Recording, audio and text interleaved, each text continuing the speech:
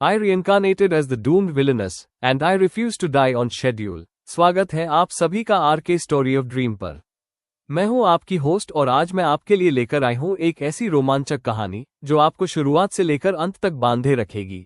ये कहानी है एक ऐसी लड़की की जो अपनी किस्मत बदलने और अपनी लिखी हुई मौत को मात देने के लिए पूरी दुनिया की स्क्रिप्ट से भिड़ जाती है। Episode 1 the girl who read her own death. अगर आप कभी कोई किताब पढ़ते पढ़ते सो गए हों और जागने पर यह सोच रहे हों कि क्या होगा अगर आप खुद उस किताब के किरदारों में से एक बन जाएं, तो यह वही कहानी है। फर्क बस इतना है कि मैं जो किरदार बनी वो इस कहानी की नायिका हीरोइन नहीं थी। वो नायक की प्रेमिका भी नहीं थी। वो लड़की थी जो अध्याय 12 में मर जाती है। मिया चेन को अपनी पुरानी जिंदगी की जो आखिरी बात याद थी वो थी रात के 2:47 बजे उसके फोन की स्क्रीन से निकलने वाली नीली रोशनी, थकी हुई आंखों के सामने चमकते शब्द। अध्याय 11 एंगेजमेंट ट्रायल, सगाई की परीक्षा और एक डिलीवरी ट्रक के रेड लाइट पार करने से लगा वह भयानक झटका। उसके बाद कुछ नहीं, एक लंबा सपनों से परे अंधेरा, फिर रेशमी चादरें, कुचले हुए लवेंडर और मधुमक्खी के मोम की मोमबत्तियों की महक और चिड़चिड़ाहट से भरी एक तीखी और कड़क आवाज जो कह रही थी, सेराफिन उठो, तुम्हारा गुस्सा खत्म होने तक ड्यूक की बगी इंतजार नहीं करेगी। मिया ने अपनी आंखें खोली तो सामने हल्के नीले रेशम का शामियाना था। ऊंची मेहराबदार खिड़कियों से धूप छनकर आ रही थी और सामने एक नौकरानी हाथ बांधे खड़ी थी। उसके हाव भाव से साफ था कि वह यह वाक्य पहले भी 100 बार कह चुकी है और अब थक चुकी है। एक पूरे बेदम क्षण के लिए मिया बस छत को घूरती रही। सेराफिन, ये नाम उसकी रीढ़ की हड्डी में बर्फ के पानी की बाल्टी की तरह लगा, क्योंकि वो इस नाम को जानती थी। उसने ये नाम पढ़ा था।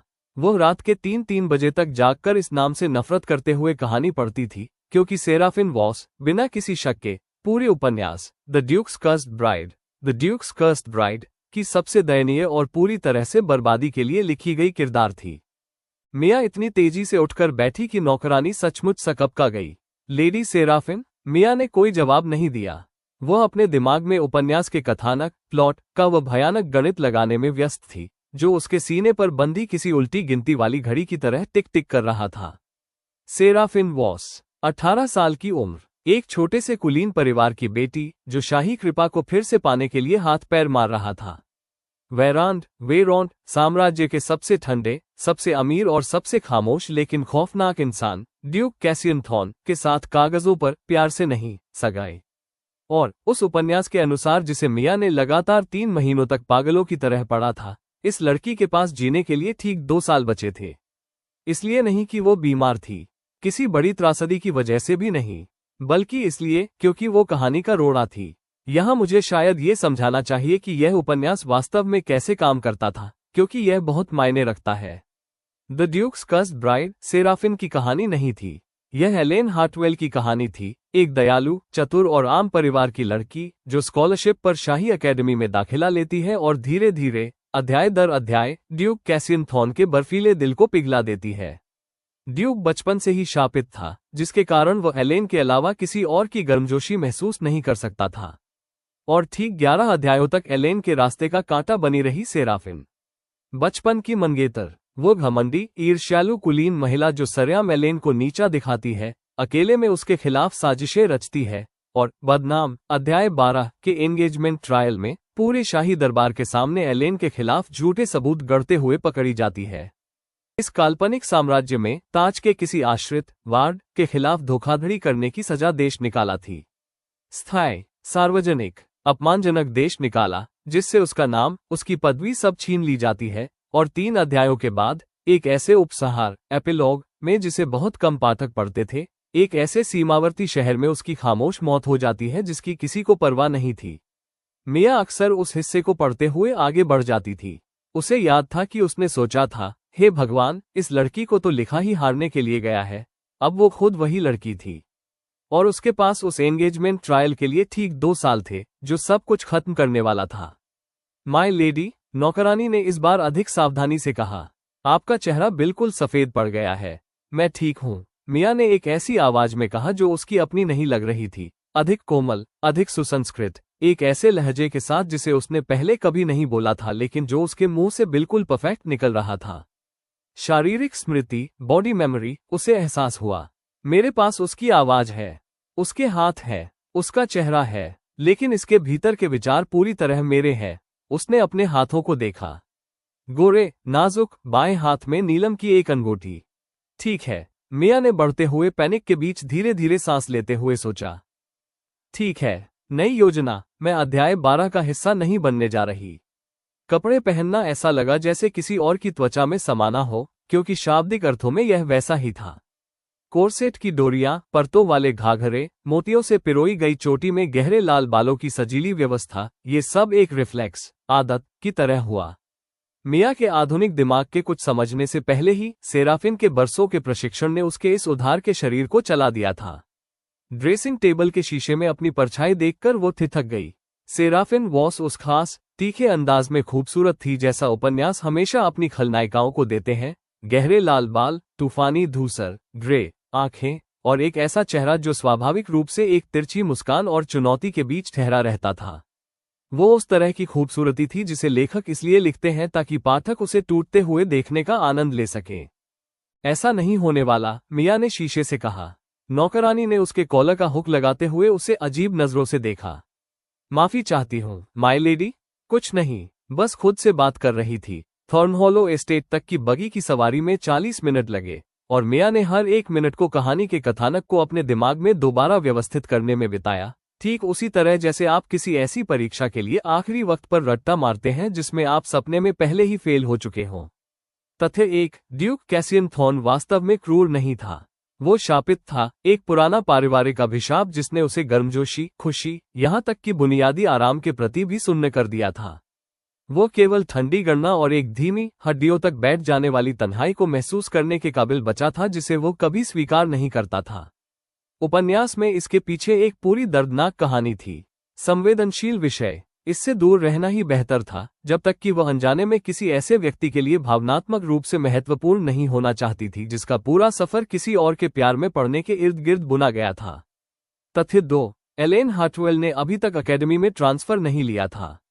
वो अध्याय 3 में होने वाला था, जिसका मतलब था मिया ने गोद में हाथ भींचते हुए फिर से गणित लगाया। मुख्य नायिका के इस बिसात पर आने में अभी लगभग 4 महीने का समय बाकी था।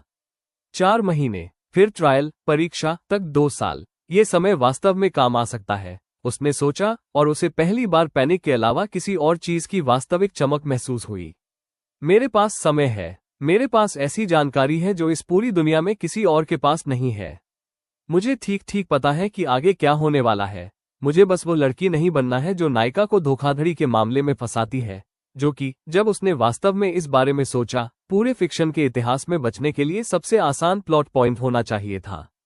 बस किसी को मत फंसाओ, मिया ने खुद से फुसफुसाया। दुनिया का सबसे निचला स्तर, मैं इसे पार कर सकती हूँ। बगी खड़खड़ाते हुए रुक गई। खिड़की से देखने पर थॉर्नहॉलो कोहरे से इस तरह उभरता हुआ दिखा जैसे किसी गोथिक पेंटिंग का कोई दृश्य हो। काले लोहे के फाटक, पाले से चांदी जैसी हो चुकी बेलों से लिपटे मीनार, और सामने की सीढ़ियों के शीर्ष पर, हाथ बांधे, बेहद गहरे और थके हुए धैर्य के साथ बगी को देखता हुआ एक आदमी खड़ा था। मिया ने उसे तुरंत पहचान लिया, भले ही उसने अपनी कल्पना के अलावा कभी उसका चेहरा नहीं देखा था। लंबा कद, काले बाल, एक लंबा काला कोट जो ऐसा लग रहा था कि उसकी कीमत उसके पुराने अपार्टमेंट के सालाना किराए से भी ज्यादा थी। और सर्दियों के आसमान जैसे रंग की आंखें, जो बगी के दरवाजे पर उतनी ही गर्मजोशी के साथ टिकी थी, जितनी गर्मजोशी एक आदमी अपनी घड़ी देखते हुए दिखाता है। ड्यूक कैसियन थॉर्न, ओह नहीं, मिया ने सोचा, ये तो बेहद आकर्षक है। किताब ने इस मामले में इसकी खूबियों को बहुत कम करके आंका था। तुम लेट हो, बगी का दरवाजा खुलते ही उसने कहा। कोई अभिवादन नहीं, कोई आदर सत्कार नहीं, बस एक सपाट, ठंडी टिप्पणी जिसे किसी मौसम के सच की तरह पेश किया गया था। किताब में यह वो पंक्ति थी जहां सेराफिन पलटकर कोई तीखा जवाब देती, और दृश्य के आगे बढ़ने से पहले दोनों 2 पैराग्राफ तक एक दूसरे पर तानों के तीर चलाते। मिया को वह लगभग शब्द ब शब्द याद था। मुझे नहीं पता था कि अपने मंगेतर से मिलने आने के लिए समय की पाबंदी कोई शर्त थी। योर ग्रेस, तीखा, घमंडी, ठीक उसी तरह का घमंड जो 23 अध्यायों के बाद उसे देश निकाला दिलाने वाला था। उसने कुछ बिल्कुल अलग कहने के लिए अपना मुंह खोला। आप सही कह रहे हैं, मुझे खेद है, रास्ते मेरी उम्मीद से ज्यादा खराब थे। कैसियन ने पलकें झपकाईं। यह एक बहुत ही छोटी सी बात थी। उस तराशे हुए संगमरमर जैसे चेहरे पर हैरानी का एक पल का भाव आया, लेकिन मिया ने इसे पकड़ लिया, और अपनी जीत के एक छोटे से एहसास के साथ समझ गई कि यह आदमी एक ऐसी लड़ाई के लिए खुद को तैयार कर रहा था जो उसे मिली ही नहीं। अच्छा, उसने एक ऐसे अंतराल के बाद कहा जो थोड़ा ज्यादा लंबा खींच गया था। वो मुड़ा और सीढ़ियों पर चढ़ने लगा, साफ तौर पर उम्मीद कर रहा था कि वो उसके पीछे आएगी। वो एक ऐसी स्क्रिप्ट के रास्तों से थोड़ा भटक गया था जिसे वो खुद नहीं जानता था कि वो पढ़ रहा है। चाय पूर्वी पार्लर बैठक में है। काउंसिल के सत्र से पहले मेरे पास 1 घंटा है। 1 घंटा काफी है, मिया ने उसके साथ कदम मिलाते हुए कहा, और खुद को उस तीव्र इच्छा को रोकने के लिए मजबूर किया कि एक हाई फैंटेसी साम्राज्य में ड्यूक के काउंसिल सत्र का मतलब कौन सा नया दुस्वप्न होता है। मैं आपको आपके कीमती समय से ज्यादा नहीं रोकूंगी। एक और ठहराव। कैसियन ने तिरछी नजरों से उसकी तरफ देखा, वास्तव में पहली बार उसे ठीक से देखा, जैसे वो किसी चीज की दोबारा गणना कर रहा हो। तुम काफी सहमत होने वाली बातें कर रही हो, उसने इस लहजे में कहा जैसे कोई आदमी किसी इमारत में किसी संरचनात्मक खराबी की पहचान कर रहा हो।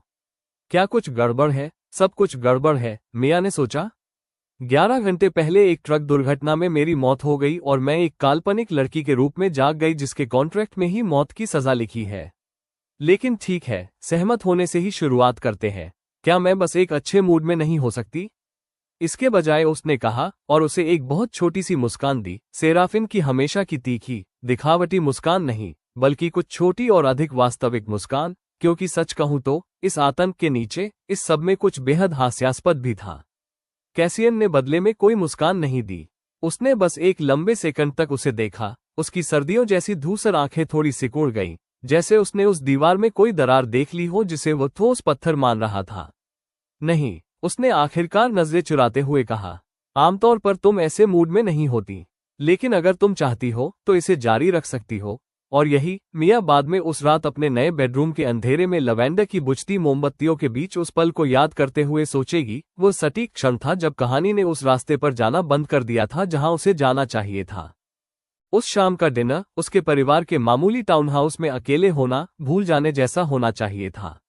यह उस तरह का बैकग्राउंड सीन था जिसे उपन्यास ने कभी लिखने की जहमत ही नहीं उठाई थी। सेराफिन के माता पिता का किरदारों के रूप में शायद ही कोई अस्तित्व था। 2 मामूली कुलीन जिनका एकमात्र काम अपनी बेटी पर इतना परफेक्ट होने का दबाव बनाना था कि वो ड्यूक की कृपा बनाए रख सके।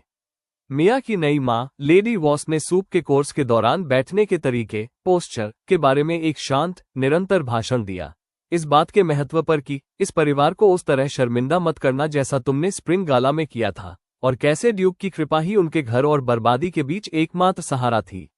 मिया ने सुना, सही बातें कहीं, सही मौकों पर मुस्कुराई, और टेबल के नीचे अपनी हथेलियों में नाखूनों को इतनी जोर से गड़ा लिया ताकि वह खुद को इस बेहद अजीब और काल्पनिक दुनिया के एहसास से जोड़े रख सके। इस महिला को वास्तव में अपनी बेटी से प्यार नहीं है, उसने मीठे डेजर्ट के आते आते यह बात महसूस कर ली थी। वास्तव में तो बिल्कुल नहीं। वो सिर्फ उस चीज से प्यार करती है जो उसकी बेटी इस परिवार के लिए हासिल कर सकती है।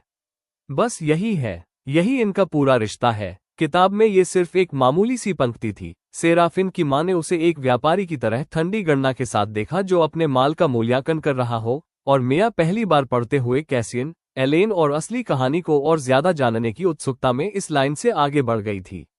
अब उसे एक गहरे, डूबते हुए एहसास के साथ समझ आ रहा था कि यह लड़की, यानी अब वो खुद, इसका जो भी मतलब हो, वास्तव में किस तरह की जिंदगी जी रही थी। इससे पहले कि दुनिया से दूर बैठे किसी पाठक ने यह तय कर दिया कि उसका एकमात्र उद्देश्य सिर्फ शानदार तरीके से हारना था ताकि कोई और जीत सके। कोई आश्चर्य नहीं कि उसने वो सब कुछ क्यों किया जो उसने किया, मिया ने सोचा। कोई आश्चर्य नहीं कि वो अध्याय 12 में झूठे सबूत गढ़ने जितनी हताश हो गई थी। उसने अपनी पूरी जिंदगी यही सुनते हुए बिताई थी कि उसकी एकमात्र कीमत यह सगाई है, और फिर उसने इसे किसी और के हाथों में जाते देखा। यह उस बात को सही नहीं ठहराता था जो सेराफिन, या तकनीकी रूप से वो खुद, आगे करने वाली थी। लेकिन इसका मतलब ये जरूर था कि मिया आखिरकार उस जाल के ढांचे को समझ गई थी जिससे उसे बाहर निकलना था। ये सिर्फ कहानी का एक हिस्सा नहीं था, यह एक इंसान था जिसे उसके आसपास के सभी लोगों ने धीरे धीरे इस कदर कोने में धकेल दिया था कि अब बचे हुए सारे रास्ते सिर्फ किसी भयानक अंजाम की तरफ ही जाते थे। मैं ऐसा नहीं करने जा रही, मिया ने अपने ठंडे होते सूप से, मोमबत्ती की रोशनी से, यानी किसी से भी नहीं, बस खुद से धीरे से कहा। क्या नहीं करने जा रही, बेटा? लेडी वॉस ने बिना ध्यान दिए पूछा। मिया ने आंखें उठाईं, और बस एक सेकंड के लिए सेराफिन की पुरानी, अभ्यस्त और दिखावटी मुस्कान को अपने चेहरे पर आने दिया, वही मुस्कान जिसका किताब में कई बार जिक्र किया गया था, जो एक तलवार की तरह तीखी और एक मुखौटे की तरह परफेक्ट थी।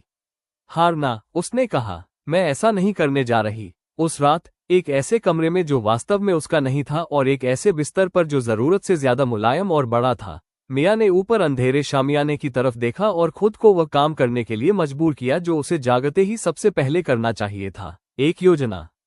पहला, अकेडमी में एलेन हार्टवेल के आने से पहले के अगले 4 महीनों में खुद को बचाए रखना। राजनीति, लोगों और एक ऐसी दुनिया के असली नियमों को सीखना जिसे वह सिर्फ रात के 2:47 बजे फोन की स्क्रीन पर ही जानती थी। दूसरा, किसी भी परिस्थिति में कैसियन के प्यार के लिए एलेन से मत लड़ना। किताब ने यह बिल्कुल साफ कर दिया था कि वह आखिर में किसके साथ रहेगा, और ईमानदारी से मिया की यादों में अनजाने ही सीढ़ियों पर उसके चौंकने के उस एक पल की झलक आ गई। वो खुद भी नहीं जानती थी कि वो अपने लिए ऐसा अंजाम चाहती भी थी या नहीं। एक ऐसा आदमी जो सिर्फ किसी एक खास व्यक्ति की वजह से ही कुछ महसूस कर सके, उससे मुकाबला करना थका देने वाला लग रहा था। तीसरा, सगाई से बाहर निकलने का एक ऐसा रास्ता खोजना जो किसी धोखाधड़ी, घोटाले या देश निकाला पर खत्म ना हो। कुछ शांत सा रास्ता, कुछ ऐसा जिससे वो और कैसियन दोनों अपनी जिंदगी सलामत रखकर आगे बढ़ सके, बजाय इसके कि एक विजयी नायिका 2 टूटे हुए सह कलाकारों, साइड कैरेक्टर्स के ऊपर खड़ी हो। चौथा, ये पता लगाना कि कहानी ने सेराफिन वॉस को जो भूमिका सौंपी थी, उसके नीचे वह वास्तव में खुद क्या चाहती थी। क्योंकि पहली बार ये लड़की जब से जिंदा थी तब से लेकर अब तक आखिरकार कोई उससे ये पूछने वाला था। बाहर थॉर्नहॉलो एस्टेट के अंधेरे बगीचों में कहीं एक घंटाघर ने रात के 12 बजाए, जिसकी धीमी और गूंजती आवाज ने एक ऐसी जिंदगी के पहले दिन के अंत का संकेत दिया जो मिया ने कभी नहीं मांगी थी, लेकिन जिसे दोबारा लिखने का वह पूरा इरादा रखती थी। सगाई की परीक्षा, एंगेजमेंट ट्रायल में अभी 2 साल बाकी थे। मौत की सजा को पूरी तरह से किसी और चीज में बदलने के लिए 2 साल का समय था। अब देखते हैं कि यह किताब मुझे तय समय पर कैसे मारती है, मिया ने सोचा, और आखिरकार खुद को नींद के आगोश में जाने दिया। मेरे पास अपने खुद के नोट्स हैं। एपिसोड 1 का अंत अगले एपिसोड में हम देखेंगे। मिया सेराफिन के पुराने पत्रों को खंगालना शुरू करती है और उसे पता चलता है कि तबाही का संकेत, डूम फ्लैग, उसके यहां आने से बहुत पहले ही शुरू हो चुका था। स्वागत है आप सभी का आरके स्टोरी ऑफ ड्रीम पर। मैं हूं आपकी होस्ट और आज मैं आपके लिए लेकर आई हूं एक ऐसी रोमांचक कहानी जो आपको शुरुआत से लेकर अंत तक बांधे रखेगी। ये कहानी है एक ऐसी लड़की की जो अपनी किस्मत बदलने और अपनी लिखी हुई मौत को मात देने के लिए पूरी दुनिया की स्क्रिप्ट से भिड़ जाती है। Episode 2, the letters nobody was supposed to read. कहानी अब तक। मिया नाम की एक लड़की की उसके पुराने संसार की एक बरसाती सड़क पर मौत हो गई और वह सेराफिन वॉस के रूप में जागी, एक ऐसे उपन्यास की बर्बादी के लिए लिखी गई खलनायिका, विलेन, जिसे वह रात के 3 बजे पढ़ा करती थी, जिसके पास इस कथानक प्लॉट के खत्म होने और उसकी मौत से पहले ठीक 2 साल का समय बचा था। उसने एक योजना बनाई, उसने एक लिस्ट तैयार की। उसे लगा कि उसने सब संभाल लिया है। वास्तव में उसने कुछ नहीं संभाला था, बस उसे अभी इस बात का अंदाजा नहीं था। किसी दूसरे की जिंदगी में जागने के बारे में एक ऐसी बात है जो आपको कोई नहीं बताता। आपको वो शरीर, वह आवाज और वह चेहरा तो विरासत में मिल जाता है, लेकिन कागजी दस्तावेज और अतीत की बातें आपको खुद ब खुद विरासत में नहीं मिलती। मिया ने 3 दिन अपनी 4 सूत्रीय योजना को किसी धार्मिक ग्रंथ की तरह खुद के सामने दोहराते हुए बिताए थे। खुद को बचाना, कैसियन के लिए एलेन से न लड़ना, चुपचाप सगाई से बाहर निकलना, और यह पता लगाना कि सेराफिन वास्तव में क्या चाहती थी। और चौथे दिन आते आते वो एक जाहिर और शर्मिंदा करने वाली समस्या से टकरा गई थी। वो वास्तव में कुछ भी नहीं जानती थी, सचमुच कुछ नहीं। वो कहानी का प्लॉट जानती थी। उसे पता था कि अध्याय 12 होने वाला है। वह जानती थी कि एलेन 4 महीने में आएगी, और वो कैसियन की दर्दनाक अतीत की कहानी को उसी धुंधले, ऊपरी तौर पर जानती थी जैसा आप किसी ऐसी किताब से जानते हैं जिसे आपने कभी बहुत तेजी से पढ़ा हो, चुंबन वाले दृश्यों तक पहुंचने के लिए बोरिंग हिस्सों को छोड़ते हुए। लेकिन इस जिंदगी की असली बुनावट, कि सेराफिन के असली दोस्त कौन थे, उसके परिवार की आर्थिक स्थिति कैसी थी, डिनर पर बेलेरॉस का नाम आते ही उसकी मां हर बार क्यों सहम जाती थी, इसमें से कुछ भी कभी उस किताब के पन्नों पर नहीं आया था। वो उपन्यास एलेन के बारे में था। सेराफिन तो बस एक पृष्ठभूमि, सीनरी थी, और पता चला कि पृष्ठभूमि का कोई अतीत, बैकस्टोरी नहीं लिखा जाता। इसलिए चौथी रात को जब उसके माता पिता सो गए और टाउनहाउस में पुरानी लकड़ी के बैठने की आवाजों और बाहर की हवा के अलावा पूरी तरह सन्नाटा छा गया, मिया ने एक अकेली मोमबत्ती जलाई, सेराफिन के पुराने स्टडी रूम अध्ययन कक्ष में दबे पांव घुसी और अपनी ही जिंदगी में एक चोर की तरह दराजों को खंगालना शुरू कर दिया। वो डेस्क सेराफिन के अंदाज में इस तरह बिखरी थी कि मिया को अप्रत्याशित रूप से छू गई। शिष्टाचार सिखाने वाली पुरानी किताबों के हाशिए मार्जिन पर बनाए गए तीखे छोटे छोटे डूडल्स, नए दावात की तुलना में साफ तौर पर पसंद की जाने वाली एक हल्की सी टूटी हुई दावात, और बही खाते के पीछे दबाकर रखा गया एक सूखा और एम्बर पीले रंग का फूल, जिसे देखकर लगता था कि कोई उसे फेंकने की हिम्मत नहीं जुटा पाया था। वो एक इंसान थी, मिया ने पहली बार नहीं बल्कि एक बार फिर सोचा। एक पूरी और वास्तविक इंसान, जिसकी एक पसंदीदा दावत थी, जिसके बारे में किताब ने एक बार भी पूछने की जहमत नहीं उठाई। वाली दराज को खोलने में ज्यादा समय लगा। वो बहुत अच्छी तरह छिपी भी नहीं थी। नीचे बाईं ओर एक नकली पैनल के पीछे, जिसे कोई भी 9 साल का बच्चा जो सस्पेंस कहानियां पढ़ता हो लगभग 4 मिनट में ढूंढ लेता, लेकिन सेराफिन के शरीर को शायद उसकी चाबी याद नहीं थी। इसका मतलब ये था कि मिया ने एक हेयरपिन बालों की पिन से ताला खोलने में 20 मिनट का शर्मनाक वक्त बिताया, जिसके बाद आखिरकार वो दराज खुल गई। अंदर फीके नीले रिबन से बंधा पत्रों का एक बंडल था और उनके ऊपर एक मुड़ा हुआ नोट रखा था, जिसकी लिखावट सेराफिन की बिल्कुल नहीं थी। सेराफिन के लिए, जब वो इतनी बड़ी हो जाए कि उसे इसकी जरूरत पड़े। मिया के पेट में अजीब सी हलचल हुई। वो मोमबत्ती को पास खींचकर फर्श पर ही बैठ गई और पढ़ना शुरू किया। शुरुआती पत्र काफी पुराने थे, सचमुच बहुत पुराने, किसी ऐसे बच्चे की सलीकेदार और घुमावदार लिखावट वाले जो अभी अक्षर लिखना सीख ही रहा हो। वे कैसियन की तरफ से थे। वे बर्फ जैसी आंखों वाले और पहुंच से दूर रहने वाले ड्यूक कैसियन थॉर्न के पत्र नहीं थे, जिसने 3 दिन पहले उसकी तरफ इस तरह देखा था जैसे वह किसी ऐसी इमारत में कोई संरचनात्मक खराबी हो जिसे वह मजबूत मानकर चल रहा था। लिखावट के हिसाब से वे बालक कैसियन के पत्र थे, जब वह 9 या 10 साल का रहा होगा। सेराफिन, मैंने आज एक मेढक पकड़ा और उसका नाम बार्थोलोम्यू रखा है। मैं कल उसे झील पर लाऊंगा ताकि तुम उससे मिल सको। कृपया मेरे ट्यूटर शिक्षक को मत बताना। वो कहते हैं कि मेंढकों से बीमारियां फैलती हैं, लेकिन मुझे लगता है कि वो मेंढकों के मामले में महज एक डरपोक इंसान। उपन्यास द ड्यूक्स कर्स्ड ब्राइड में कैसियन का अभिशाप कहानी का बस एक पार्श्व स्वाद, बैकग्राउंड फ्लेवर था। एक दुखद रहस्यमयी बीमारी जिसे नायिका आखिरकार सच्चे प्यार की ताकत से पिघला देगी, जिसे अध्याय 6 में कहीं 2 पैराग्राफ में समझा दिया गया था। किताब में बचपन की इस दोस्ती का कोई जिक्र नहीं था। बार्थोलोम्यू नाम के किसी मेढक का कोई जिक्र नहीं था।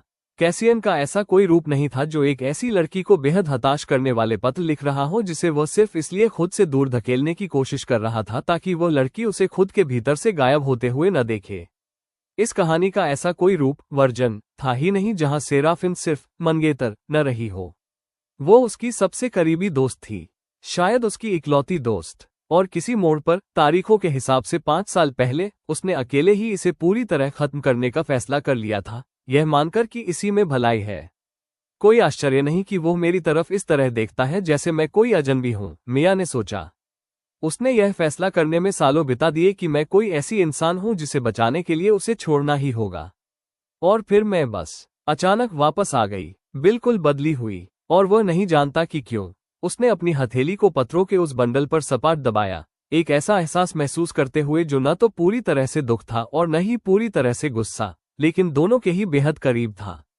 किताब ने त्यागने के लिए गलत लड़की को चुना, उसने सोचा, और उसने एक ऐसे लड़के को छुपा हुआ विलेन खलनायक बना दिया जो असल में नायक लव इंटरेस्ट के भेष में था। वो शायद वहीं रुक सकती थी, दराज बंद करके सोने जा सकती थी और कुछ और करने से पहले कुछ दिनों तक इस दर्द को खुद में ठहरने दे सकती थी। लेकिन बचपन के उन पत्रों के बंडल के नीचे कागज का एक और टुकड़ा था जो नया था, जिसकी स्याही अधिक गाढ़ी थी और लिखावट बिना किसी शक के उसकी मां की थी, और वो सेराफिन के नाम बिल्कुल नहीं था। वो एक मसौदा ड्राफ्ट था, आधा अधूरा, 2 जगहों पर काटा हुआ, जैसे लेडी वॉस शब्दों के चयन को लेकर पूरी तरह आश्वस्त नहीं हो पाई थी और उन्होंने असली पत्र को किसी ऐसी जगह लिखने का फैसला किया था जहां मिया उसे कभी न ढूंढ पाए। वसंत उत्सव स्प्रिंग गाला में चर्चा किए गए मामले के संबंध में हाउस बेलेरोस का प्रस्ताव बरकरार है। यदि थॉर्न सगाई तय समय सीमा के भीतर विवाह तक नहीं पहुंच पाती है तो चांदी का अनुबंध सिल्वर कॉन्ट्रैक्ट पूरी तरह से वापस हस्तांतरित हो जाएगा। बाकी का हिस्सा कटा हुआ था, अपठनीय था और निराशाजनक रूप से अधूरा था। मिया ने उसे 4 बार पढ़ा। हाउस बेलेरोस, वो इस नाम को जानती थी, किसी पत्र से नहीं, किसी बातचीत से नहीं, बल्कि किताब से। द ड्यूक्स कस्ड ब्राइड के शुरुआती अध्यायों में एक बार इसका जिक्र आया था, बस एक मामूली सी लाइन जो इतनी छोटी थी कि वह लगभग भूल ही चुकी थी कि इसका कोई अस्तित्व भी था। लेडी क्रेसिडा बेलेरोस नाम की एक कुलीन महिला, जिसका एक बॉल नृत्य उत्सव में संक्षिप्त परिचय कराया गया था और एक वाक्य में उसे महत्वाकांक्षी बताकर कहानी के प्लॉट से पूरी तरह गायब कर दिया गया था, जिसके बाद उसका दोबारा कभी जिक्र नहीं हुआ। इतने छोटे किरदार को बिना किसी वजह के इतना विशिष्ट विवरण नहीं दिया जाता। किताबें आमतौर पर उन लोगों पर स्याही बर्बाद नहीं करती जो वास्तव में मायने नहीं रखते। जब तक कि मिया की धड़कनें बढ़ गईं, जब तक कि किताब ने बस इस बात को समझाने की जहमत ही न उठाई हो कि वह क्यों मायने रखती थी, क्योंकि किताब को तो सिर्फ एलेन और कैसियन की प्रेम कहानी के सामने मौजूद लोगों में ही दिलचस्पी थी। जब तक कि उस रोमांस के नीचे चुपचाप एक पूरी दूसरी कहानी न चल रही हो, जो कर्जों, चांदी के अनुबंधों और सोची समझी नाकामियों से भरी हो, और सेराफिन बस उस पूरे खेल के बीच में खड़ी रही हो, जिसे कहानी में कभी यह समझाने का मौका ही नहीं मिला कि वह वास्तव में अपनी खुद की जिंदगी के बारे में क्या समझती थी। तबाही का ये संकेत, डूम फ्लैग, सिर्फ खराब राइटिंग का नतीजा नहीं है, मिया ने ठंडे फर्श पर बैठते हुए महसूस किया, जिसके एक हाथ में उसकी मां की अधूरी लिखी चिट्ठी थी और दूसरे में अतीत का सच। इस दुनिया में कोई ऐसा है जिसे मेरी नाकामी से फायदा होने वाला है। कोई इस सगाई को मेरे यहां जागने से पहले से ही टूटने की कगार पर धकेल रहा है। उसने डिनर टेबल पर अपनी मां के लगातार दिए जाने वाले भाषणों के बारे में सोचा। ड्यूक की कृपा ही इस परिवार और बर्बादी के बीच एकमात्र सहारा है, और उसने पहली बार यह सोचा कि क्या वो दबाव हमेशा सेराफिन के व्यवहार को लेकर था भी, या फिर वो किसी बहुत बड़ी चीज के बारे में था जिसे उसे बताने की कभी किसी की योजना ही नहीं थी। मैं सिर्फ एक कहानी के प्लॉट से नहीं लड़ रही हूं, मिया ने धीरे धीरे सोचा। हो सकता है कि मैं किसी जीते जागते इंसान से लड़ रही हूं, एक ऐसा इंसान जो विशेष रूप से चाहता है कि यह सगाई टूट जाए, और जो उनके लिए इस काम को बिगाड़ने के लिए सेराफिन मुझ पर भरोसा किए बैठा था। उस रात वह ज्यादा सो नहीं पाए। सुबह तक उसने अपनी योजना में एक 5वां बिंदु जोड़ लिया था, जिसे उसने शिष्टाचार सिखाने वाली एक पुरानी किताब के हाशिए पर एक ऐसी लिखावट में लिखा जो धीरे धीरे उसकी अपनी लिखावट जैसी दिखने लगी थी। 5वां, ये पता लगाना कि हाउस बेलेरोस वास्तव में क्या चाहता है। इससे पहले कि उन्हें पता चले कि मैं वो लड़की नहीं हूं जिसके भरोसे वे बैठे थे, मुझे इसका पता लगाना होगा। 2 दिन बाद उसे इस सवाल के पहले असली जवाब की झलक मिली, एक गार्डन लंच बाग में दोपहर के भोज के दौरान, जहां उसकी मां ने उसे शामिल होने के लिए मजबूर किया था, दिखावे के लिए, लेडी वॉस ने कहा था, जिसका मतलब मिया अब समझने लगी थी कि क्योंकि हम इस वक्त तुम्हारा गायब होना बर्दाश्त नहीं कर सकते। बेलेरोस परिवार वहां मौजूद था। जाहिर है उन्हें होना ही था। लेडी क्रेसिडा बेलेरोस बिल्कुल वैसी ही निकली जैसी किताब ने उस एक भूले बिसरे वाक्य में बयां की थी, महत्वाकांक्षी, सलीकेदार, एक ऐसी मुस्कान के साथ जो उसकी आंखों तक नहीं पहुंचती थी। मिया से कुछ साल बड़ी और शुरुआती 5 मिनटों के भीतर ही प्यारे कैसियन के बारे में बातचीत शुरू करने में जरूरत से ज्यादा दिलचस्पी रखने वाली। तुम्हें कितनी राहत मिली होगी कि यह सगाई अब तक टिकी हुई है, क्रेसिडा ने एक तीखी मुस्कान के साथ अपनी चाय हिलाते हुए कहा। मैंने सुना है कि इस तरह के पारिवारिक समझौते दूसरे साल के बाद बमुश्किल ही टिक पाते हैं। बहुत कुछ बदल सकता है। यह कोई बारीक इशारा नहीं था। मिया को एहसास हुआ कि इसे बारीक होना भी नहीं था। यह एक परीक्षा थी, एक टटोलने की कोशिश। कोई यह जांच रहा था कि क्या उसके सामने खड़ी लड़की अब भी पहले की तरह सहम जाती है या नहीं। मिया को अंदेशा था कि पुरानी सेराफिन होती तो वह सहम जाती, पलटकर कुछ तीखा और रक्षात्मक कहती, और क्रेसिडा को ठीक वही प्रतिक्रिया दे देती जिसे ढूंढने वह यहां आई थी। मिया ने इसके बजाय मुस्कुराकर जवाब दिया, ठीक उसी छोटी और वास्तविक मुस्कान के साथ जो उसने 3 दिन पहले सीढ़ियों पर कैसियन को दी थी, और कहा, अजीब बात है, मैंने चांदी के अनुबंधों, सिल्वर कॉन्ट्रैक्ट्स के बारे में भी यही सुना है। वहां भी बहुत कुछ बदल सकता है ना? उसने अपनी इस बात का असर होते देखा। उसने क्रेसिडा की आंखों में पल भर के लिए आई उस स्वाभाविक हैरानी को देखा, इससे पहले कि आधा सेकंड की देरी से उसकी वही सलीकेदार मुस्कान वापस चेहरे पर लौट आई। पकड़ लिया, मिया ने सोचा, जबकि उसके शांत चेहरे के पीछे दिल जोरों से धड़क रहा था। तुम्हें उम्मीद नहीं थी कि मुझे ये पता होगा। मैं समझ नहीं पा रही हूं कि आपके कहने का क्या मतलब है, क्रेसिडा ने कहा। उसकी आवाज अब पूरी तरह संयत और सामान्य हो चुकी थी। हाँ, मिया ने सहजता से सहमति जताते हुए अपनी चाय का कप उठाया। मुझे यकीन है कि आप नहीं समझी। 20 मिनट बाद बगी की तरफ वापस चलते हुए उसने खुद से कहा कि यह एक गलती थी, अपने पत्ते थोड़े से भी खोलना, क्रेसिडा बेलरॉस को नए सिरे से सोचने पर मजबूर करना, ठीक उसी तरह की चीज थी जिससे बचने के लिए उसकी 4 सूत्रीय योजना बनी थी। शांत रहो, ओझल रहो, किसी की कहानी का मुख्य पात्र बने बिना इस सगाई से बाहर निकलो। लेकिन उसके भीतर का कोई पुराना, जिद्दी और बिल्कुल सेराफिन के अंदाज वाला हिस्सा, वह हिस्सा जो शिष्टाचार की किताबों के हाशिए पर डूडल बनाता था और उन सूखे फूलों को सहेजता था जिन्हें फेंकने की उसकी हिम्मत नहीं होती थी, उसे इस बात का रत्ती भर भी पछतावा नहीं था। उसने अपनी पूरी जिंदगी लोगों की कमतर आकलनों को सहते हुए बिताई है, मिया ने बगी में चढ़ते हुए सोचा, और मोमबत्ती की रोशनी में पड़े गए उन बचपन के पत्रों की याद अब भी उसके सीने पर भारी थी। मैं अगले 2 साल तक ऐसा नहीं करने वाली। अगर कोई मुझे नाकाम करने के लिए पीछे से डोरियां हिला रहा है, तो कम से कम मेरा ये फर्ज तो बनता है कि मैं उन्हें इसके लिए कड़ी मेहनत करने पर मजबूर करूं। उसी शाम वॉस टाउन हाउस में एक पत्र आया। वो हाउस बेलेरॉस की तरफ से नहीं था, और न ही उसकी मां के उस रहस्यमयी पत्र व्यवहार वाले का था, बल्कि उस पर थॉर्न परिवार की राजकीय सील लगी थी। लिखावट को मिया अब तुरंत पहचान सकती थी। ये बचपन की तुलना में अधिक परिपक्व और नियंत्रित थी, लेकिन हाथ बिना किसी शक के वही था। लेडी सेराफिन, उम्मीद के मुताबिक काउंसिल का सत्र काफी लंबा चला। आज की शाम अनपेक्षित रूप से खाली है, और इससे भी अधिक अप्रत्याशित रूप से इसे अकेले बिताने की मेरी कोई खास इच्छा नहीं है। अगर तुम कहीं और व्यस्त नहीं हो, तो थॉर्नहोलो के पूर्वी बगीचे से तारों का नजारा काफी अच्छा दिखता है, और इसके अलावा वहां करने को कुछ नहीं है। मैं संगति, कंपनी के बारे में कोई वादा नहीं करता। सीटी। मिया ने उसे 2 बार पढ़ा। वो उसी डेस्क पर बैठी थी जहां 2 रात पहले उसने एक तन्हा लड़के के 10 साल पुराने पत्र ढूंढे थे, जिसने खुद को समझा लिया था कि उसे बचाने के लिए उस लड़की को छोड़ना ही होगा। वो खुद आगे बढ़कर हाथ बढ़ा रहा है, उसे एहसास हुआ। अपने दम पर, बिना किताब के कहे, उसने अपनी योजना के बारे में सोचा। नियम 2 के बारे में, किसी भी परिस्थिति में कैसियन के प्यार के लिए एलेन से मत लड़ना, और यह नियम 3 दिन पहले कितना तार्किक लग रहा था। इससे पहले कि वह ये जानती कि उस ठंडे ड्यूक के भीतर एक वास्तविक लड़का छिपा है, इससे पहले कि उसने ये पढ़ा था कि उस आखिरी पत्र को लिखने में उस पर क्या गुजरी थी। उसने नियम 5 के बारे में सोचा, और क्रेसिडा बेलेरॉस की उस बहुत जल्द गायब हो जाने वाली मुस्कान के बारे में, और उस गहरे, असहज करने वाले संदेह के बारे में कि सेराफिन वॉस के लिए जो कुछ भी आने वाला था, वो अध्याय 12 के एक गलत वक्त पर हुए घोटाले से कहीं ज्यादा बड़ा, पुराना और बहुत बेहतर ढंग से सुनियोजित था। फिर उसने कलम उठाई और बदले में वही लिखा जो उसे उस वक्त सबसे सही लगा।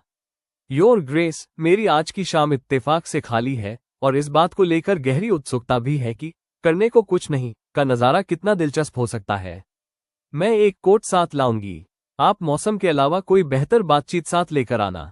एसवी। उसने इससे पहले कि उसका दिमाग उसे रोकने की कोशिश करता, पत्र को सील कर दिया और इसे एक नौकर के हाथ में थमा दिया, ताकि उसकी 4 सूत्रीय उत्तरजीविता सर्वाइवल योजना वाला हिस्सा कोई आपत्ति न जता सके। ये योजना में शामिल नहीं है, उसने सोचा जब उसने नौकर को उसका जवाब लेकर अंधेरी सड़क पर गायब होते देखा। अच्छा ही है, उसने पलटकर सोचा, और उसके भीतर एक अप्रत्याशित छोटी सी चमक जागी जो बिल्कुल उम्मीद जैसी महसूस हो रही थी। वह योजना किसी ऐसे व्यक्ति द्वारा लिखी गई थी जो इस कहानी के केवल उन्हीं हिस्सों को जानता था जो पन्नों पर छप पाए थे। एपिसोड 2 का अंत अगले एपिसोड में हम देखेंगे। एक बगीचा, एक ऐसा ड्यूक जो ये भूल चुका है कि मामूली बातचीत, स्मॉल टॉक कैसे की जाती है, और एक ऐसा सवाल जिसका उत्तर देने के लिए मिया अभी तैयार नहीं है, पहले कि उसे वास्तव में क्या क्या बातें याद हैं। स्वागत है आप सभी का आरके स्टोरी ऑफ ड्रीम पर। मैं हूं आपकी होस्ट, और आज मैं आपके लिए लेकर आई हूं एक ऐसी रोमांचक कहानी जो आपको शुरुआत से लेकर अंत तक बांधे रखेगी। ये कहानी है एक ऐसी लड़की की जो अपनी किस्मत बदलने और अपनी लिखी हुई मौत को मात देने के लिए पूरी दुनिया की स्क्रिप्ट से भिड़ जाती है। Episode 3, a garden, a duke and a question she wasn't ready to answer. कहानी अब तक मिया को 10 साल पुराने पत्र मिले, जिनसे साबित हुआ कि कैसियन हमेशा से इतना ठंडा और बेरुखा नहीं था। बचपन में उसने उसे खुद से सिर्फ इसलिए दूर धकेल दिया था ताकि वो उसे अपने बढ़ते अभिशाप से बचा सके। उसे ये सबूत भी मिला कि हाउस बेलेरॉस चुपचाप इस सगाई के टूटने की उम्मीद लगाए बैठा है, और उसने एक गार्डन लंच के दौरान लेडी क्रेसिडा बेलेरॉस के सामने अपने पत्ते थोड़े खोल दिए थे। फिर कैसियन ने किताब में लिखे किसी भी प्लॉट से बिल्कुल अलग, बिना किसी उकसावे के, उसे तारों की छांव में पूर्वी बगीचे में आने का न्योता दिया। उसने खुद को रोकने से पहले ही हाँ कह दिया था, और सच कहें तो इस कहानी के ज्यादातर सबसे बुरे और सबसे अच्छे फैसले इसी तरह होने वाले हैं। मिया ने देवदार और किसी और के बचपन की हल्की सी महक वाले कोट में लिपटे हुए बजरी वाले रास्ते के किनारे खड़े होकर सोचा कि रात के समय बगीचे बातचीत के लिए नहीं बने होते। वे एक खास माहौल में ढली खामोशी के लिए बने होते हैं, किसी सजावटी रूप में कटी हुई झाड़ियां, एक फव्वारा जिसका वजूद सिर्फ एक सुखद आवाज पैदा करने के लिए है, और पत्थर के ऐसे बेंच जो एक ऐसे नज़ारे को देखने के लिए लगाए गए हैं जिसे देखने का वास्तव में किसी के पास समय नहीं है। इस वजह से ये दो ऐसे लोगों के लिए बिना कुछ बोले खड़े रहने की सबसे सही जगह थी जो एक दूसरे से बात करना भूल चुके थे, और चारों तरफ इस बात के बेहद महंगे सबूत बिखरे थे कि किसी ने किसी मोड़ पर बात करने की कोशिश जरूर की थी। जब वो वहां पहुंची तो कैसियन पहले से मौजूद था। वह अपनी पीठ के पीछे हाथ बांधे आसमान की तरफ उस स्थिरता से देख रहा था जिसे मिया किसी और के मामले में सहज होना समझती, पर उसे अब धीरे धीरे संदेह होने लगा था कि उसके मामले में ये खुद को संभालने की एक कोशिश थी। तुम आए, उसने बिना पीछे मुड़े कहा। आपने बुलाया था, मिया ने कहा। आमतौर पर यह ऐसे ही काम करता है। मैंने सेराफिन वॉस को बुलाया था, उसने कहा। मैं पूरी तरह आश्वस्त नहीं हूं कि जवाब किसने दिया है। मिया की धड़कनें अजीब और बेमतलब तरीके से बढ़ गईं। सावधान, उसने खुद से कहा। वो गलत नहीं है, सावधान रहो। सामने खड़े इंसान से ऐसी बात कहना काफी हिम्मत का काम है। इसके बजाय उसने अपनी आवाज को हल्का रखते हुए कहा, और बगीचे की तरफ खुलती पत्थर की छोटी दीवार के पास उसके बगल में आकर खड़ी हो गई।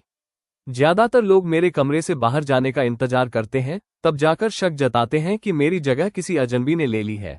ज्यादातर लोगों को उस अजनबी से शादी करने की मजबूरी नहीं होती, कैसियन ने कहा। इसे सुनने में ठंडा लगना चाहिए था, यहां तक कि तीखा भी, उस तरह की लाइन जिसे किताब किसी को नीचा दिखाने के लिए लिखती, कुछ ऐसा जिससे सेराफिन सहम जाती और गुस्से में पैर पटकती हुई चली जाती ताकि वो दृश्य खत्म हो सके और असली प्लॉट कहीं और शुरू हो सके। इसके बजाय जब मिया ने तिरछी नजरों से उसकी तरफ देखा तो उसके चेहरे पर कोई बेरुखी नहीं थी। वो सतर्क था। वो किसी ऐसे इंसान की तरह खुद को समेटे हुए था जिसने सालों तक खुद को इस बात की ट्रेनिंग दी हो कि वो किसी को भी अपने भीतर किसी चीज की उम्मीद जागते हुए न देखने दे। वो मुझ पर आरोप नहीं लगा रहा है, उसे एहसास हुआ। वो पूछ रहा है, बस वो बिना आरोप जैसा लगाए पूछना नहीं जानता, क्योंकि उसने 5 साल खुद को ये समझाने में बिताए हैं कि किसी चीज की चाह रखना हमेशा बुरा मोड़ ले आता है। जायज बात है, उसने इस बार थोड़े कोमल स्वर में कहा। शायद मैं भी एक स्पष्टीकरण चाहूंगी। क्या तुम्हारे पास कोई स्पष्टीकरण है? नहीं, उसने सोचा। मेरे पास एक ऐसी किताब के अध्याय 12 में लिखी मेरी मौत की सजा है जिसके वजूद के बारे में तुम नहीं जानते। सर्वाइवल नियमों की एक लिस्ट है जिसका पालन करने में मैं पहले ही नाकाम हो रही हूँ, और तुम्हारे बचपन के पत्रों का एक बंडल है जिसे पढ़ने का मुझे कोई हक नहीं था। मुझे बुखार था। इसके बजाय उसने कहा। तकनीकी रूप से यह वही मनगढ़ंत कहानी थी जो उसकी मां ने सेराफिन के 3 दिनों के अजीब व्यवहार के बाद पूरे घर को बताई थी। काफी तेज बुखार। जाहिर तौर पर उस दौरान मैंने कुछ ऐसी बातें कही जो अब कोई भी मुझे दोबारा बताने को तैयार नहीं है, और जब मेरी आंख खुली तो मैं खुद को काफी बदली हुई महसूस कर रही हूँ। ये पूरी तरह से झूठ भी नहीं था, बस ये दूर दूर तक सच नहीं था, और मिया को इस बात से थोड़ी कोफ्त हुई कि यह कितनी आसानी से उसके मुंह से निकल गया, बिना किसी बात का जवाब दिए किसी सवाल को शांत कर देने का सेराफिन का वो पुराना हुनर। कैसियन कुछ पल के लिए शांत रहा और उसे एक ऐसे भाव से देखने लगा जिसे वो पूरी तरह समझ नहीं पाए। फिर उसने कहा, मैं तुम्हारा यकीन नहीं करता। मिया का दिल बैठ गया। क्या कहा? मैं तुम पर झूठ बोलने का आरोप नहीं लगा रहा हूं, उसने कहा, जो कि एक तरह से और भी बुरा था, क्योंकि इसका मतलब ये था कि उसने झूठ को पकड़ लिया था, पर वो अभी उससे इसका हिसाब नहीं मांगना चाहता था। मुझे बस नहीं लगता कि कोई बुखार इसे समझा सकता है। मैं तुम्हें तब से जानता हूं जब हम बच्चे थे, सेराफिन। मैंने तुम्हें ठीक उतना ही तीखा और उतना ही सतर्क होते देखा है जितना तुम्हारे आसपास के सभी लोगों को जरूरत थी।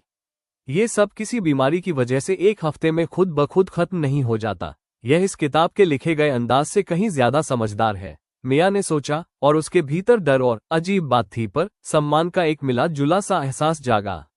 बेशक वो समझदार है। किताब ने उसे हमेशा सिर्फ एलेन के नजरिए से लिखा था। उसने कभी उसका अपना दिमाग चलते हुए दिखाया ही नहीं था। तो फिर आपको क्या लगता है कि क्या हुआ है?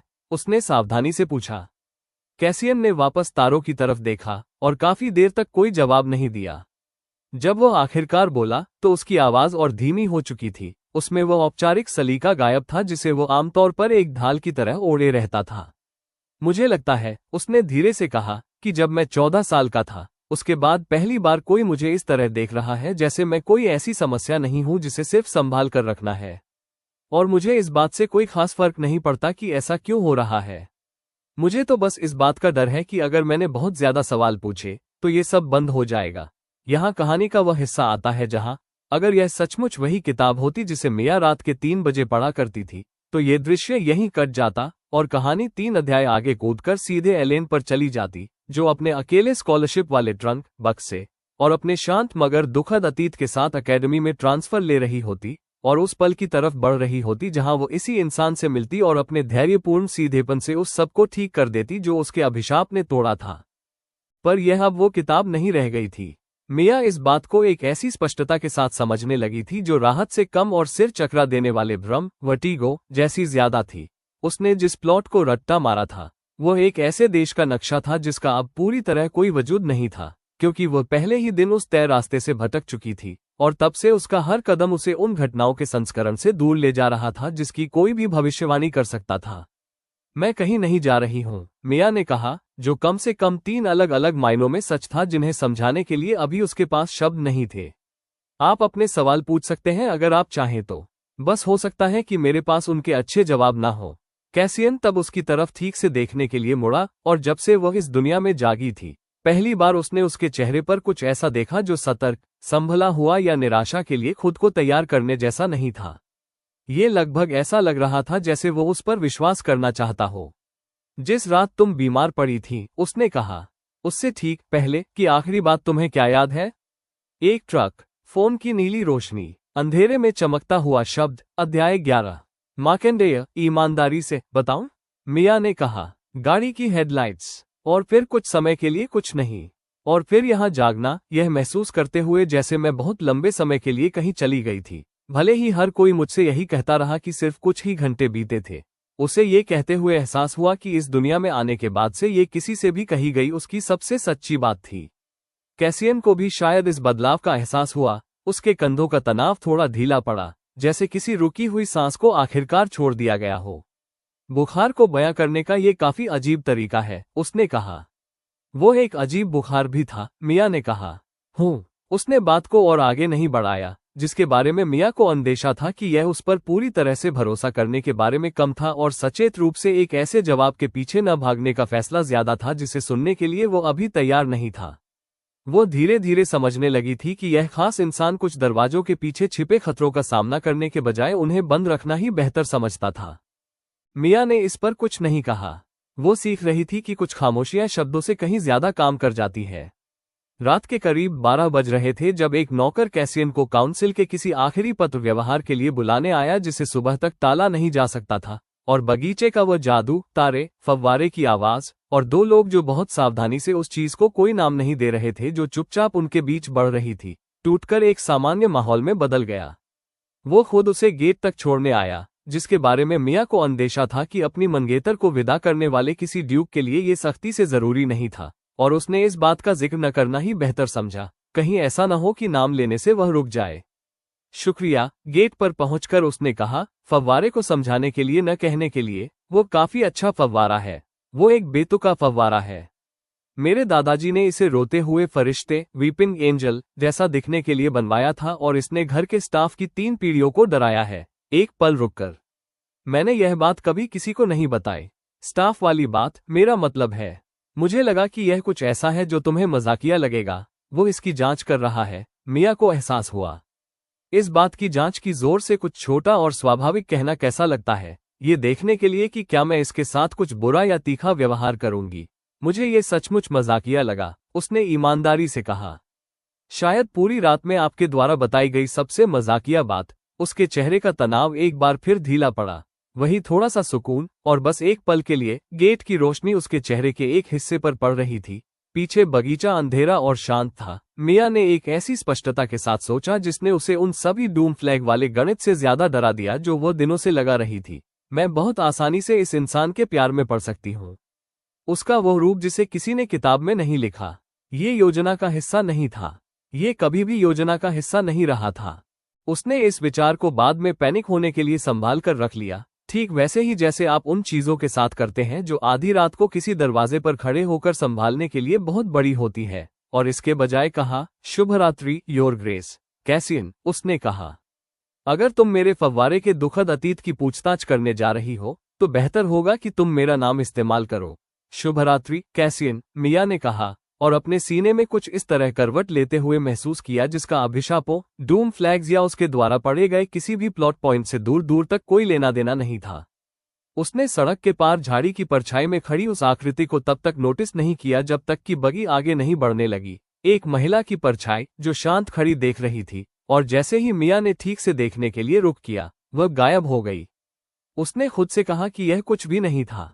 देर रात का कोई नौकर, किसी पड़ोसी का मेहमान। बगीचों और अंधेरी सड़कों में अक्सर इस तरह की हानिरहित आकृतियां दिख जाती हैं, खासकर किसी ऐसे व्यक्ति को जिसके तंत्रिका तंत्र, नर्व्स, पिछले 5 दिनों से पूरी तरह अलर्ट पर चल रहे हों।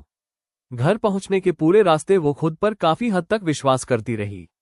अगली सुबह उसका खुद पर यह विश्वास थोड़ा डगमगा गया जब वॉस टाउन हाउस में एक पत्र आया। इस बार उस पर थॉर्न परिवार की सील नहीं थी और न ही वो कैसियन की लिखावट में था, बल्कि एक सलीकेदार, जानबूझकर सुखद बनाई गई लिखावट में था जिसे मिया ने 2 दिन पहले एक गार्डन लंच से तुरंत पहचान लिया था। लेडी सेराफिन, थॉर्नहॉलो में आपकी शाम कितनी हसीन रही होगी। मुझे बताया गया है कि साल के इस समय पूर्वी बगीचा बेहद खूबसूरत होता है। हालांकि मैं स्वीकार करती हूँ कि मुझे इस बात पर हैरानी है कि आपको इसके लिए समय मिल गया, ये देखते हुए कि आप कितनी व्यस्त होंगी, खासकर तब जब अकेडमी का स्कॉलरशिप बोर्ड एक निश्चित आम घराने की उम्मीदवार, कॉमन कैंडिडेट पर अपनी उम्मीद से काफी पहले अंतिम फैसला लेने जा रहा है। मुझे विश्वास है कि वो युवा महिला इस पखवाड़े 2 हफ्ते के भीतर आ जाएगी। इसमें शामिल हर किसी के लिए ये कितना रोमांचक है। ड्यूक को मेरा सादर प्रणाम दीजिएगा। CB। मिया ने इसे 2 बार पढ़ा और बगीचे की वो गर्मजोशी व स्वाभाविक सहजता एक धीमी, ठंडी लहर की तरह उसके भीतर से गायब होने लगी। एक पखवाड़ा, 4 महीने नहीं, सिर्फ 2 हफ्ते। एलेन हार्टवेल, इस कहानी की असली नायिका, वो लड़की जिसके लिए ये पूरी किताब लिखी गई थी, वो लड़की जिसका आगमन मिया के लिए एक शुरुआती चेतावनी प्रणाली, अर्ली वार्निंग सिस्टम, होने वाला था। असली कहानी की मशीनरी शुरू होने से पहले इस दुनिया को सीखने के लिए उसके पास 4 महीने का जो समय था, वो अब 2 हफ्तों में आ रही थी। और क्रेसिडा बेलरॉस ने किसी अंधेरी झाड़ी के पीछे से नजर रखकर या फिर अकेडमी के ही ऑफिसों में अपने किसी सही जगह तैनात जासूस के जरिए ये पूरी तरह सुनिश्चित किया था कि मिया को इस बात का पता ठीक उसी तरह चले जो उसे सबसे ज्यादा विचलित कर दे। एक मुस्कान के साथ, बेहतरीन शिष्टाचार के साथ, और इस शांत लेकिन विनाशकारी याद दिलाते हुए कि कोई इस बिसात पर मोहरों को मिया को मौका मिलने से बहुत पहले से और कहीं ज्यादा सावधानी से आगे बढ़ा रहा था।